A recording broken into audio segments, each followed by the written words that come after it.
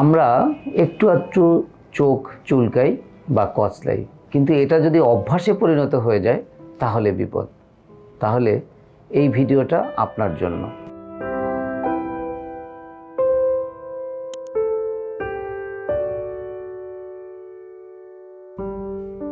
আমরা অনেক সময় অস্বস্তি লাগলেই চোখ কচলাতে শুরু করি, কিন্তু জানেন কি, এই ছোট অভ্যাসটাই আপনার চোখের জন্য মারাত্মক বিপদের কারণ হতে পারে। চোখ কচলালে কি হয়? চোখের পাতার নিচে থাকা ছোট ছোট রক্তনালীগুলো মারাত্মক ক্ষতিগ্রস্ত হয়, অস্থায়ী লালচে ভাব হয়, দীর্ঘমেয়াদে হতে পারে কর্নিয়া ক্ষতিগ্রস্ত, যেমন কর্নিয়া পাতলা হয়ে যেতে পারে, যেটাকে আমরা কেরাটোকোনাস বলে থাকি। চোখে ইনফেকশন হওয়ার ঝুঁকি বেড়ে যায় এবং ভয়ঙ্করভাবে বাড়তে পারে গ্লুকোমার মতো রোগ, যা চোখের অন্ধত্বের কারণ। তাহলে এখন আপনি কি করবেন? চোখে অস্বস্তি লাগলে বারবার পানি দিয়ে চোখ ধুয়ে ফেলবেন, প্রয়োজনে আর্টিফিশিয়াল টিয়ার ব্যবহার করবেন। এর পরেও যদি সমস্যাটা থেকেই যায় তাহলে অবশ্যই ডাক্তারের কাছে যাবেন।